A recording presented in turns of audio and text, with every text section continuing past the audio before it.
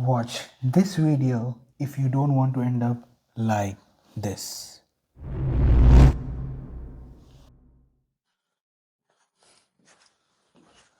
Oh, Assalamu alaikum, Kutsar.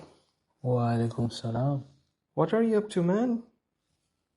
You look like a typical Desi IT guy who slouches on his desk morning to evening and who frequents to doctors because of that or various health reasons. What's up, man? Yes, this is what I wanted to show. This is what people who are watching right now, who work, are unaware of what they look like when they're sitting at the desk and how severe it can lead to their health and their bone conditions. Oh, tell me more, man. So let me explain. If you're in a work from home culture, or if that's what your company allows, doesn't mean you do work from bed. Understand this. Your spine is like a rubber band. So there's a way it can be stretched. But if you're going to stretch in a wrong way, you are going to have consequences. So let's talk about posture correction. Understand that the desk job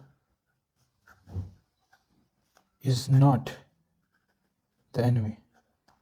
Allah Azza wa Jal has given you a beautifully designed spine, which has slightly an S structure, if you see, but you're trying to turn it into a C, which is going against the body's anatomy.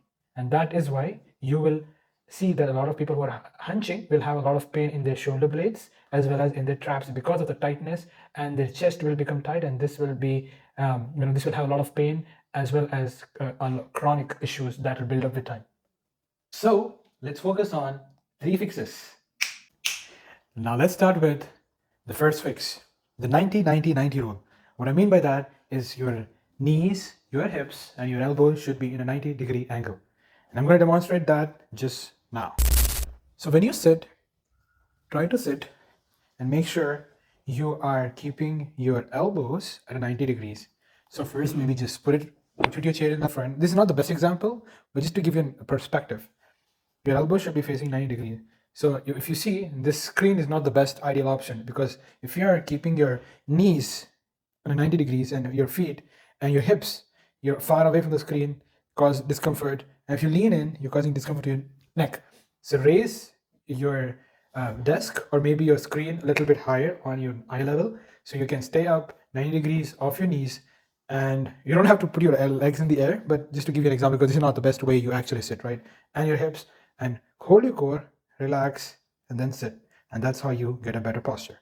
Do you think even repositioning the chair would also help? Like if I put my chair a little bit below, will that actually help in positioning it correctly? Because the table is not movable, the monitor is not movable because it's not a standing desk. The only thing that might be would be a chair that can go down. Yeah, so you can do it. Usually the chair have some settings here to put it down, so you can get down and get to this level, and then maybe you go down. For example, if your chair can go down from this level, if you're sitting and it goes here at this level, this would be ideal.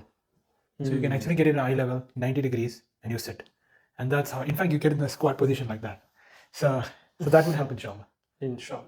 And the second fix is, what you can do is every 30 minutes, when you have a meeting or something, or when you take a break every 30 minutes, get up from your chair, come to a position, and what you can do just do what you have been doing for many years. Go into a salah position where you hold your core, hinge your hips, and keep your hands close here. And when you come here, you'll see your back getting straight. And this is how the Prophet used to pray as well. Not like this, not like this. He used to pray upright like this. And that's how you can actually stretch and get better and come up from there. And also you can hold your torso and do some neck rotation. And now coming to the third one, the third fix would be, when you're sitting too much like this, your neck muscles get weaker. So we want to make sure we do this neck tucking in position. We tuck our chin in and raise it up high and tuck in again. High, get it down. Or you can go to a wall. Make sure your upper back is in contact with the wall, and from here you get your neck front and tuck. So make sure your head touches the wall. This looks like Yeah. kicking like a hen. Yeah, the hand back movement, and you can get it here. So that will strengthen these muscles, which are usually not Slouched. activated Yeah. when you are slouched. So I think if you incorporate all these 3 stretches, you would be able to make a significant difference in your posture, as well as there are many things you can do, but these would be something where you can start, inshallah. Inshallah. And if you're a desi, this is usually the case. Sitting on the sofa and having your biryani. And if you're a desi, you know when you're sitting on your dining chair, your chair is going to be wobbly even more than your yearly resolutions. And last but not the least, the doom scrolling position. Yes, but ये तो normal है. Normal. It won't be normal when your back pain hits you, because you would feel more than what you would feel when your favorite cricket team loses. So here's what I want you to do right now.